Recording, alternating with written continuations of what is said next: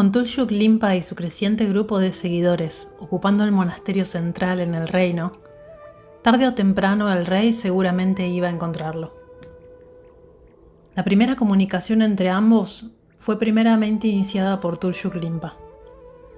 Para incrementar lo auspicioso y remover los obstáculos en el camino de la apertura de Mollón, Tulshuk Limpa decidió que era importante construir 5 estupas de diferentes colores, cada una de ellas en una de las grandes cuevas sagradas de Padmasambhava y otra en Tajidin.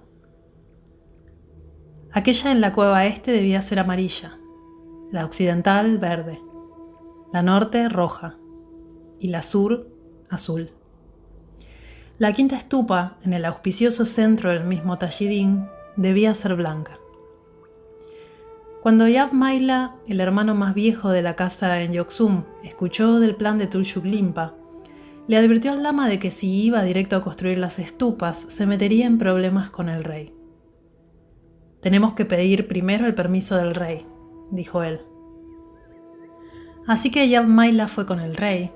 Como era el recaudador de impuestos regional, tenía fácil acceso al palacio y al rey. Y le pidió permiso, a lo cual el rey se negó.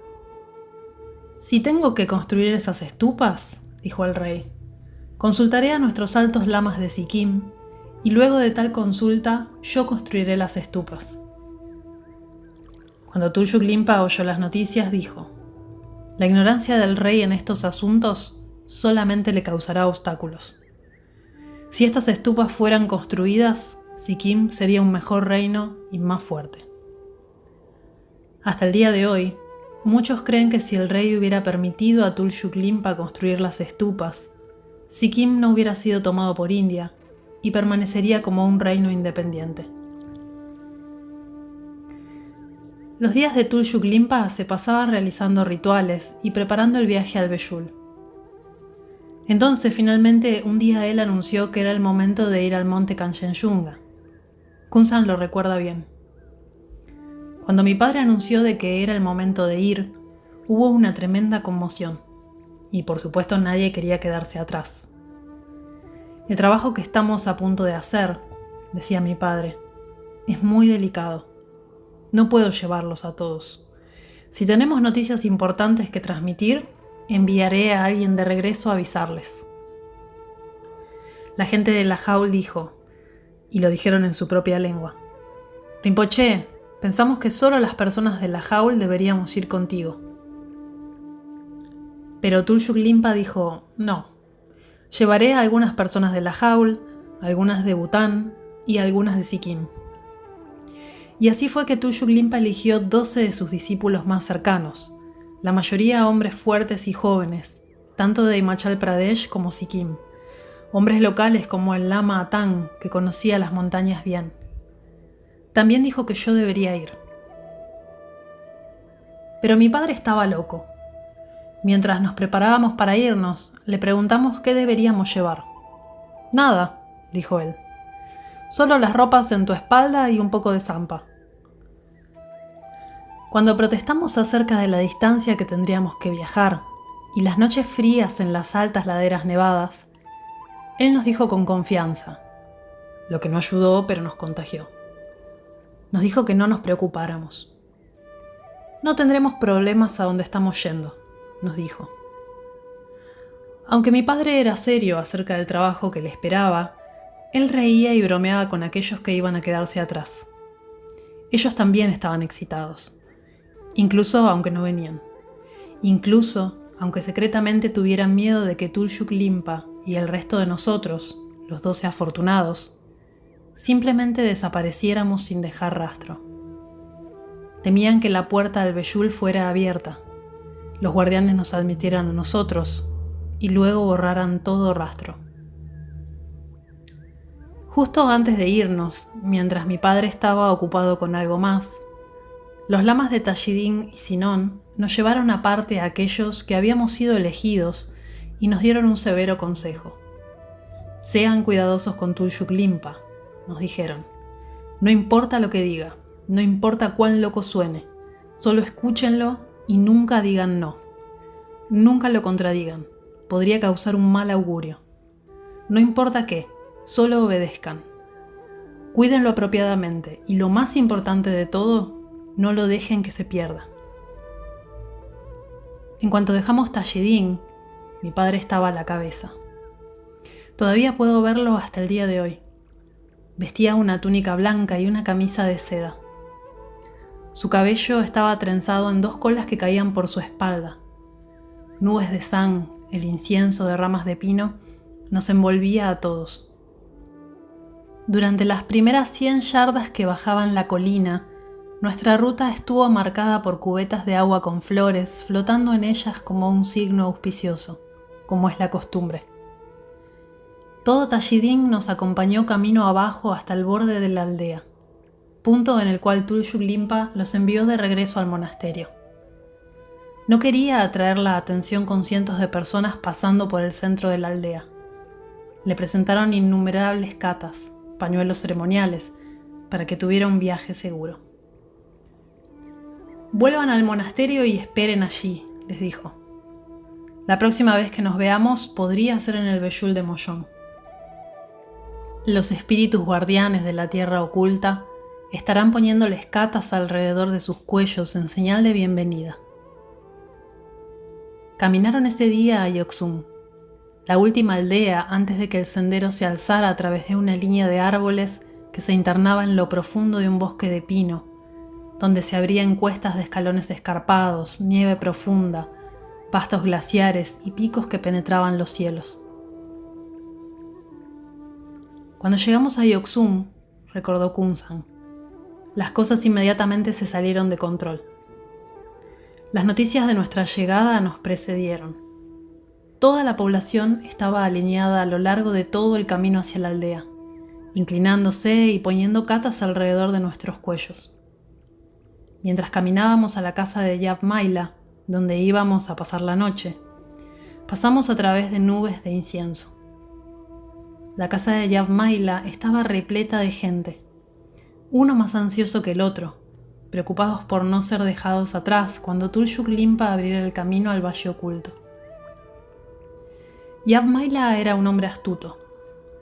Cuando él se había acercado al palacio para presentar el tema de las 5 estupas que Tulshuk Limpa quería construir, no lo había hecho como devoto o como sponsor del lama, sino como representante del palacio, transmitiendo una solicitud del distrito en el cual él estaba a cargo de la recaudación de impuestos. La manera en la cual el palacio rechazó la idea le dejó en claro que una oposición a Tulshuk Limpa merodeaba en el palacio, aunque al principio no entendió bien a qué se debía. Cuando su hermano menor, Yab Shantarai, quien resultaba ser la cabeza del cuerpo de seguridad del palacio, conoció a Tulshuk Limpa y se volvió su seguidor, él también mantuvo su implicación con Tulshuk Limpa en secreto. Uno no podría esperar un miembro más de confianza para actuar como espía.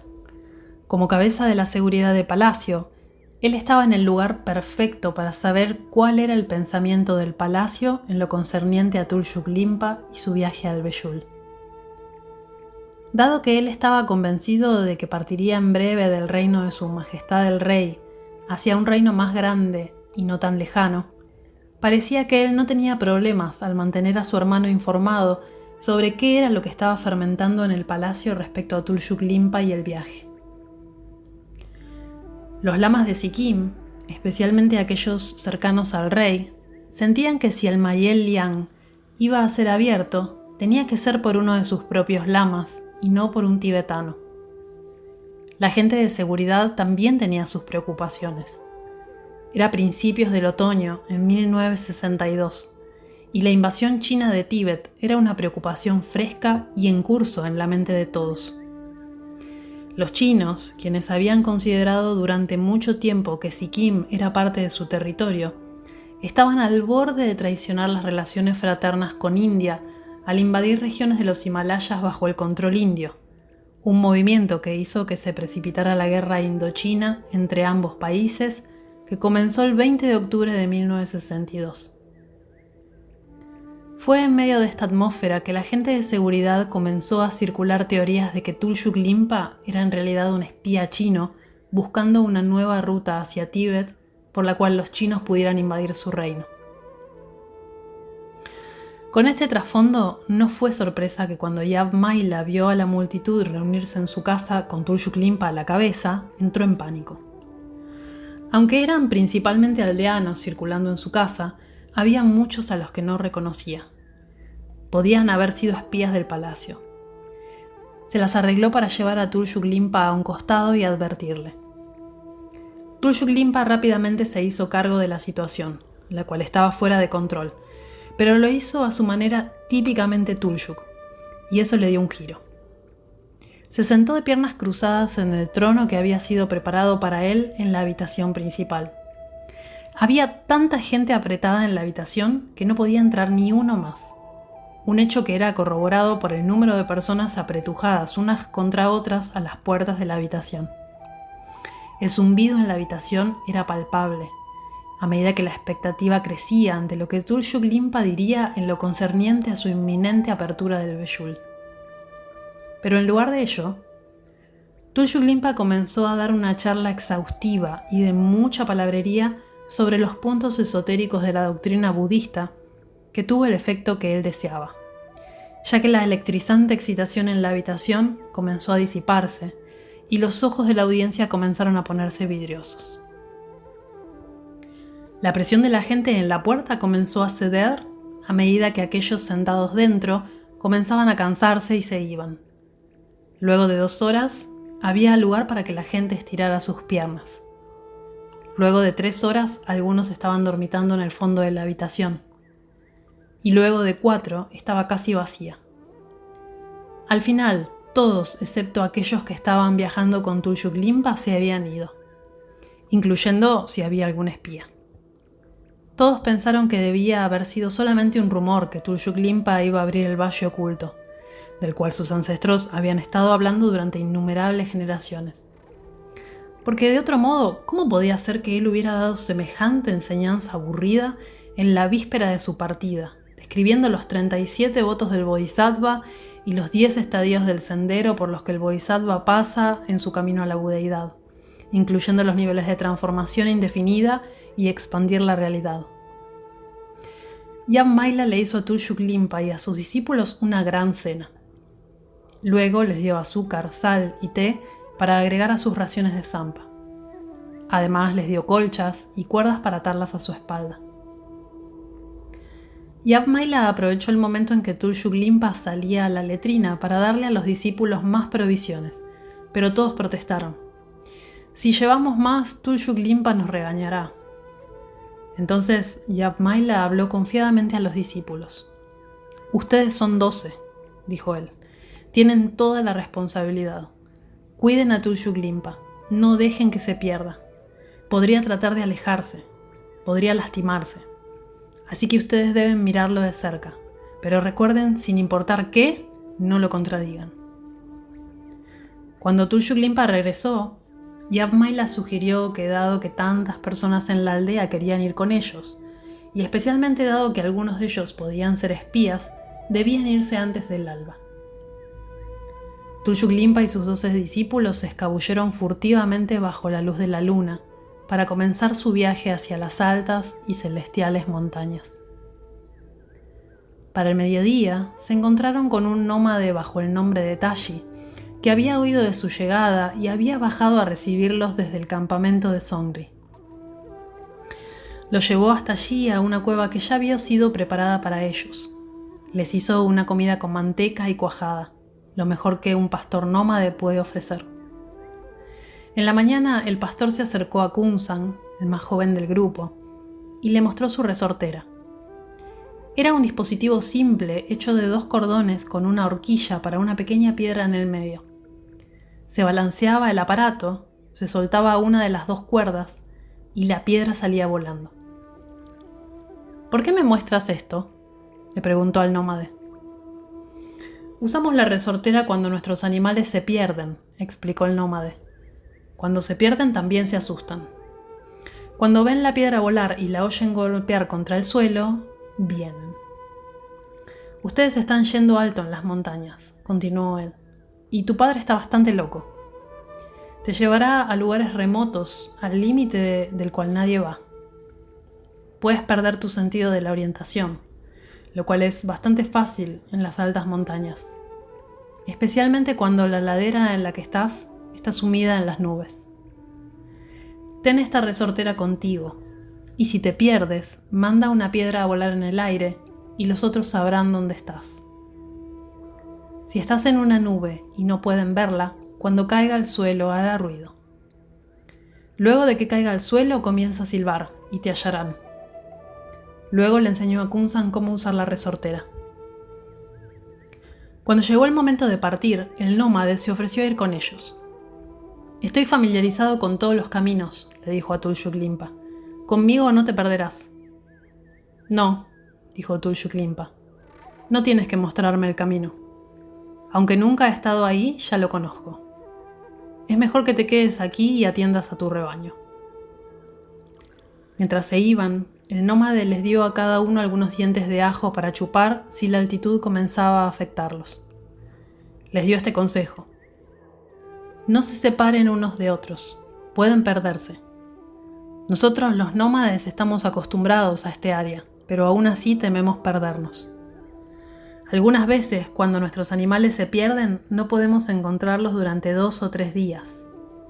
Así de vastas son las laderas del Kanchenjunga. Ellos comenzaron a escalar la montaña más allá de Songri.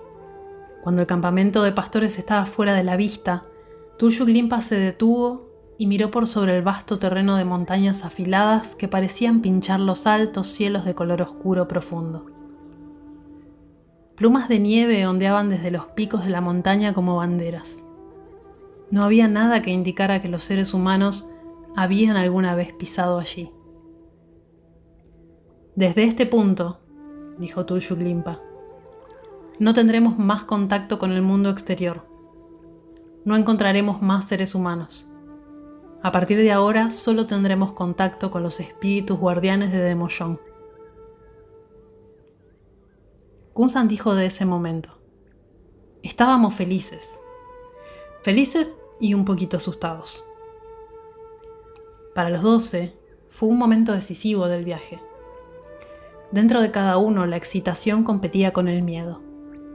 A medida que iban más alto, algunos de ellos tuvieron dolores de cabeza debido a la altitud, así que desataron el ajo que habían metido en sus cinturones y los chuparon. Luego de un rato, pararon para una comida de té y zampa.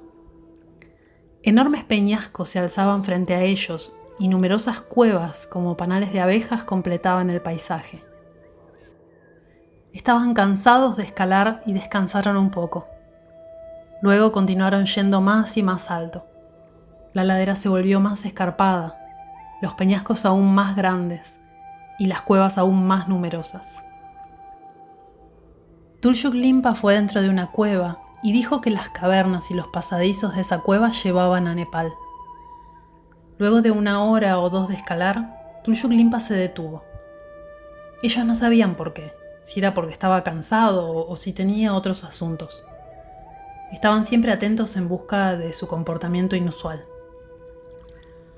«Todos ustedes piensan que estamos yendo al Beyul», dijo él, «pero el Beyul no está tan cerca. Está muy lejos de aquí. Así que no piensen que llegaremos pronto al Beyul. Está muy lejos». «Me quedaré aquí», les dijo. «Mientras estoy aquí, quiero que se separen en 4 grupos y vayan en las 4 direcciones. Dispérsense y vean qué pueden hallar. Ustedes irán en las 4 direcciones y verán 4 cosas diferentes. Fíjense si notan algo inusual y luego avísenme. Y si encuentran algo, tráiganmelo». Al principio no se separaron, porque era demasiado escarpado y solo había una forma de ir. Recordaron las advertencias que habían recibido antes de dejar Tashidin y estaban asustados de dejar solo a Tuljuklimpa y de que éste se perdiera. Así que dieron unos pocos pasos y se voltearon para asegurarse de que Tuljuklimpa no se había movido. Luego dieron unos pocos más, y así fueron hasta que la roca donde Tuljuklimpa estaba sentado fue engullida por una nube. Llegaron a un área plana donde pudieron ir en diferentes direcciones y cumplir con la petición de Tuljuklimpa. Mientras formaban grupos, Namdrol vio la resortera en el cinturón de Kunzan. «¿Qué es esto?», preguntó él. «No lo tenías antes. ¿Dónde lo conseguiste?». Kunzan le contó cómo el nómade se lo había dado para usarla si se perdía. Namdrol dijo: «Oh, esto es muy bueno. Me lo quedaré». «No», dijo Kunzan, «no te lo daré». Namdrol era un hombre grande. Kunzan apenas estaba en su adolescencia. «Tú eres solo un niño», dijo Namdrol. «No tienes la fuerza para arrojar esto. Es inútil en tus manos». Se la arrebató a Kunzan y la amarró bajo su cinturón. El paisaje en el que se hallaban era tan vasto que tuvieron miedo de perderse verdaderamente. Así que cada uno tomó 2 rocas para arrojárselas para hacer ruido. Namdrol dijo: «Ahora nos separaremos en grupos. Si se pierden, comiencen a golpear estas rocas juntas y los hallaremos. Si eso no funciona, usaré la resortera». Formaron grupos. Fueron en direcciones separadas y se perdieron. Kunzan estaba en un grupo de 3.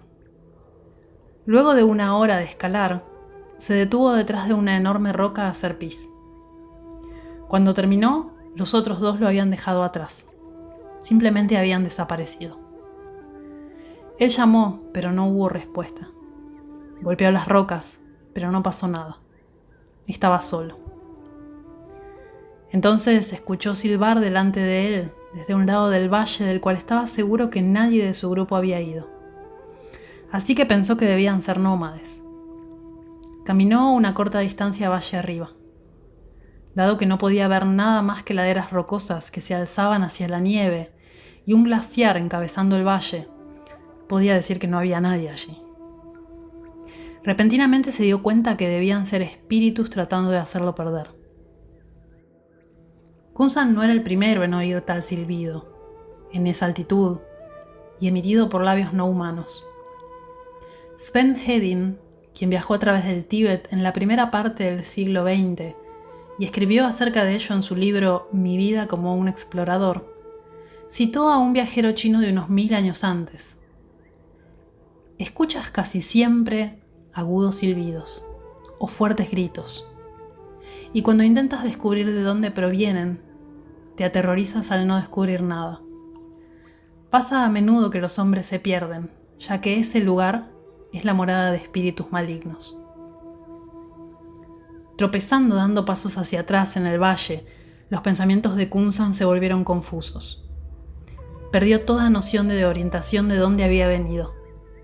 Entonces notó las increíbles piedras que estaban en el suelo. Piedras planas, redondas, blancas, con forma de serpientes, de diferentes colores, con formas que nunca había visto. Recordó lo que su padre le había dicho, que reportaran lo que descubrieran y que si hallaban algo significativo, se lo llevaran. Kunzan nunca había visto piedras hermosas como esas en toda su vida, con semejantes colores y formas. Pensó en su casa en Pangao y Simolín, tan lejos. Estaba seguro que con la abundancia de piedras como esas, el Beyul debía estar cerca. Agarró algunas de esas piedras y comenzó a llenar sus bolsillos. Había ya perdido todo sentido de orientación. Cuando el sol pasó detrás de una montaña helada que se erguía sobre él y lo metió de lleno en la fresca sombra de la tarde, fue cuando se dio cuenta que había perdido también el sentido del tiempo. Una vez más, fue visitado por el miedo. Golpeó 2 piedras juntas, pero no hubo respuesta. Se estaba sintiendo cansado y solo, más solo de lo que alguna vez se había sentido. Comenzó a llorar.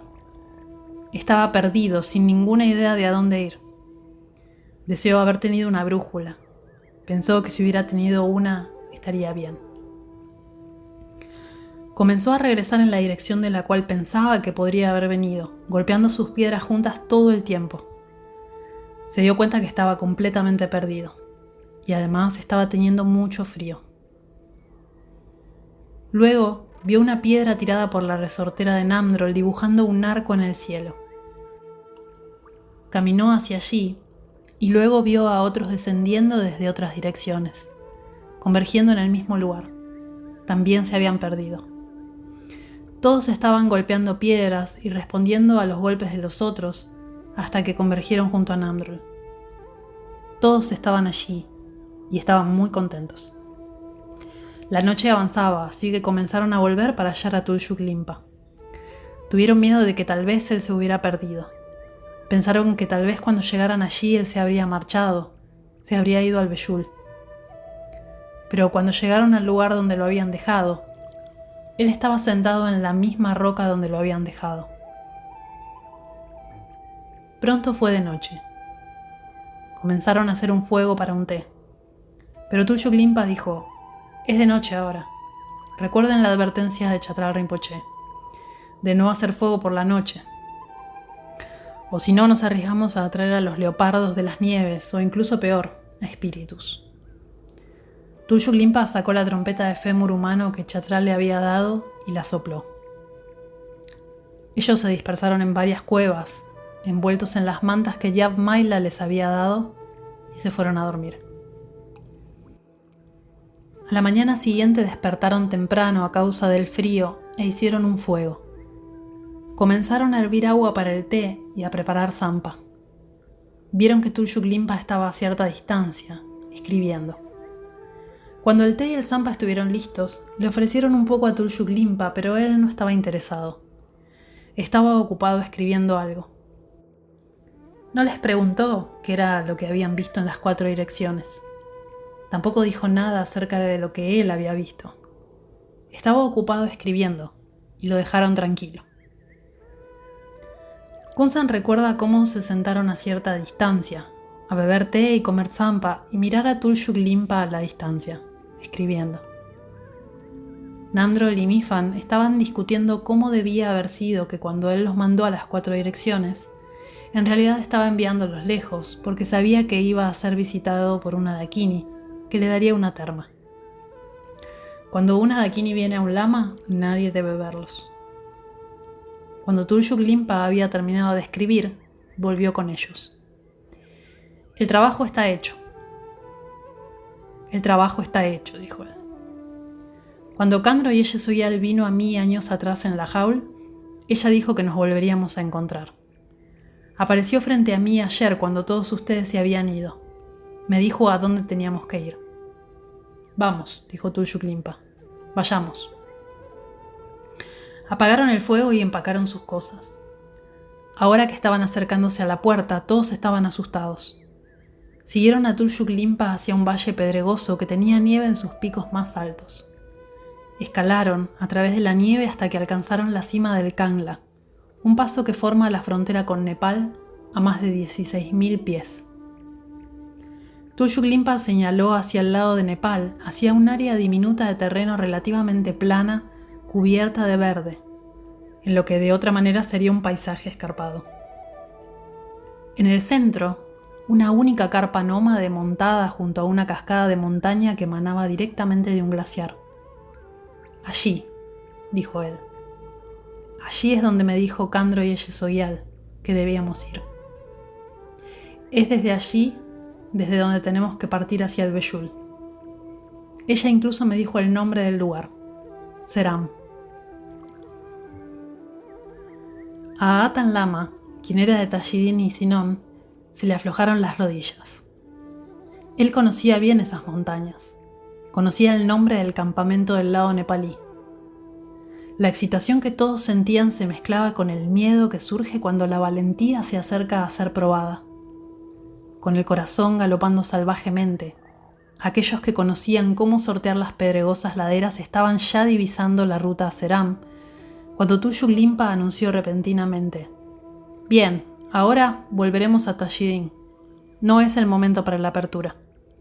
El trabajo que hemos venido a hacer a estas altas montañas está completo por el momento. Tenemos otro trabajo que hacer.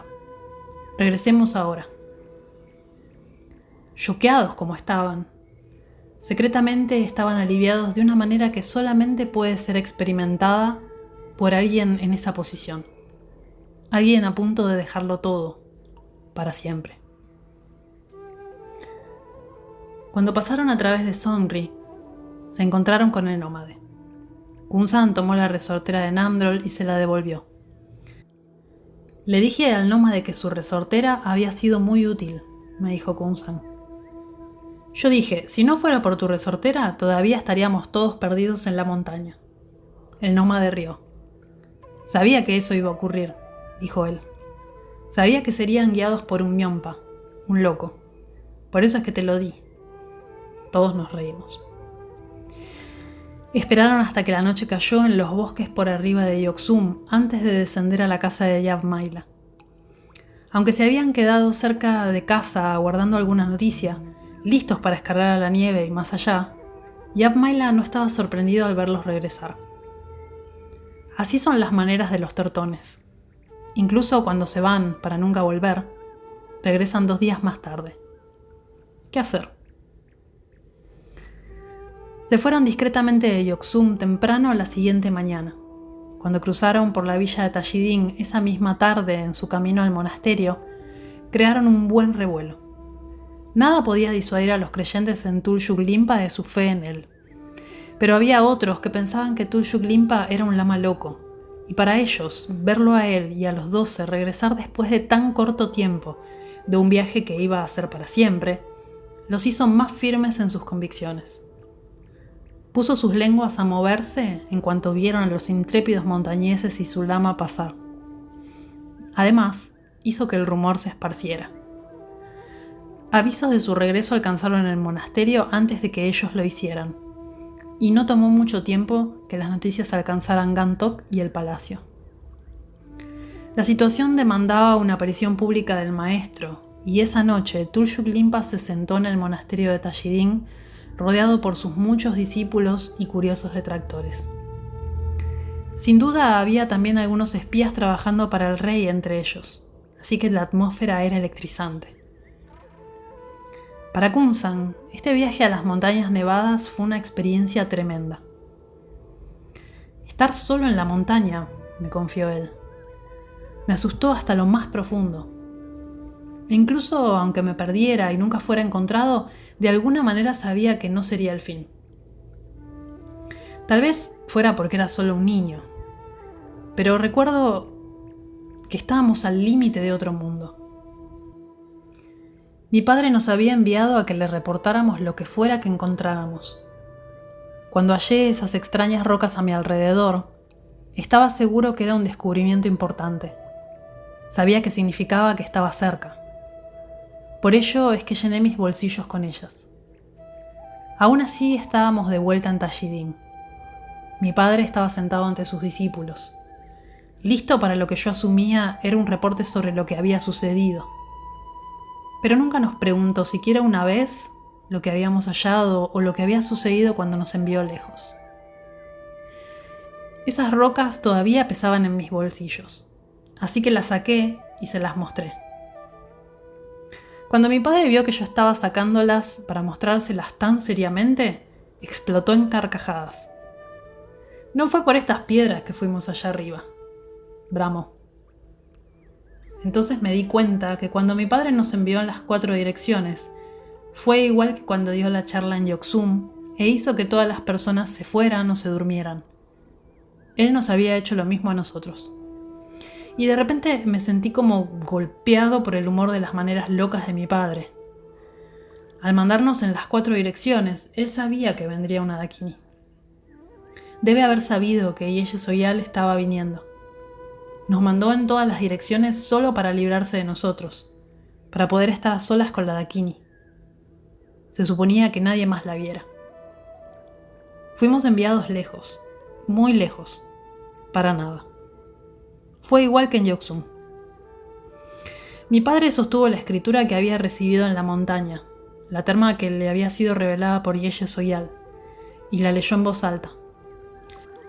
Contenía plegarias y rituales específicamente para apaciguar a los dharmapalas y mahapalas, los guardianes femeninos y masculinos de las puertas del Beyul. Dharmapala y Mahapala son los nombres sánscritos de los espíritus que en tibetano son conocidos como Shibdak y Sadak. Los Shibdak son las deidades locales de la montaña. Ellas muestran el camino. Los Sadak son los espíritus dueños o señores de la tierra. Sa quiere decir suelo y Dag significa dueño.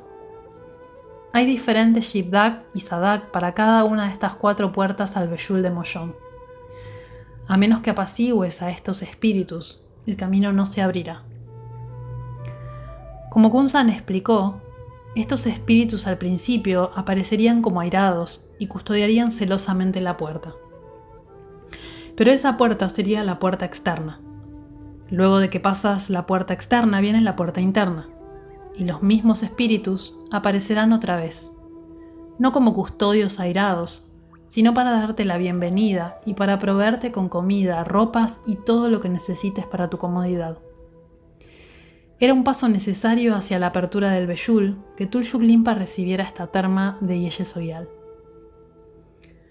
Por eso es que fuimos a la montaña, anunció Tulshuk Limpa, y para ver Seram, ya que ahora sé que Seram está muy cerca de la puerta occidental. Aunque esta explicación satisfizo a los seguidores de Tulshuk Limpa, para sus detractores era solo una excusa. Y una cierta tensión asomó, una tensión que hasta ahora había estado latente. Siempre habían estado aquellos que creían en Tulshuk Limpa y su viaje al Beyul, y aquellos que no creían. Esto había en ocasiones separado familias y aldeas enteras, entre aquellos que iban y aquellos que no. Ahora que él se había preparado para ir a las altas montañas en una misión que todos asumían culminaría en la apertura del Beyul, solo para regresar unos pocos días más tarde, aquellos que se oponían comenzaron a hablar de más. Los rumores que habían circulado en el palacio comenzaron a correr por las aldeas, de que Tulshuk Limpa era un espía chino, un fraude, un charlatán, un borracho y un loco. Tulshuk Limpa, aunque no estaba al tanto de los rumores y las controversias que comenzaron a girar alrededor de él, no prestaba tampoco tanta atención a tales asuntos. No estaba interesado en apaciguar en el reino humano a quienes quisieran lastimarlo. Sus esfuerzos eran directamente con el reino oculto de los espíritus. Él estaba ocupado apaciguando a las deidades guardianas del Kanchenjunga y a los espíritus guardianes del Beyul, purificándose a sí mismo y a sus seguidores a través de la meditación y de las puyas. Dado que la apertura estaba tomando más tiempo de lo que ellos esperaban, algunos de los más devotos discípulos de Tulshuk Limpa, aunque no estaban perdiendo su fe en él, estaban comenzando a quedarse sin dinero. Este era el caso especialmente con aquellos que habían venido desde Himachal Pradesh. Cuando vendieron sus posesiones y dieron el resto, habían traído solo lo suficiente para llegar a Sikkim y para hacer la expedición en las altas montañas. No habían calculado mantenerse a sí mismos allí mes tras mes. Incluso aquellos de Sikkim, Darjeeling y Bután habían abandonado sus bienes materiales y no habían plantado sus cultivos. Los fondos se agotaban incluso para los mecenas principales de Tulshuk Limpa, que habían sido bastante ricos. Ellos trataron de presionarlo de que abriera la puerta al Beyul rápido. Pero él no era de aquellos que pueden ser presionados. Los rituales apropiados tenían que ser realizados. Ciertos meses eran propicios para la apertura del Beyul, más concretamente desde el 4º hasta el 9º mes tibetano, y además el timing lo era todo. Algunos de sus discípulos comenzaron a ir más arriba de Yeoksung en los bosques profundos para recolectar zang, las ramas de pino para incienso, y traerlas a Darjeeling para vender. La charla en el palacio que Shab Shantarai escuchó se volvió muy hostil. Había algunos en el palacio que querían arrestar a Tulshuk Limpa, incluso arrojarlo a la cárcel. Él le informó a su hermano mayor, Yab Maila, y este le dijo a Tulshuk Limpa: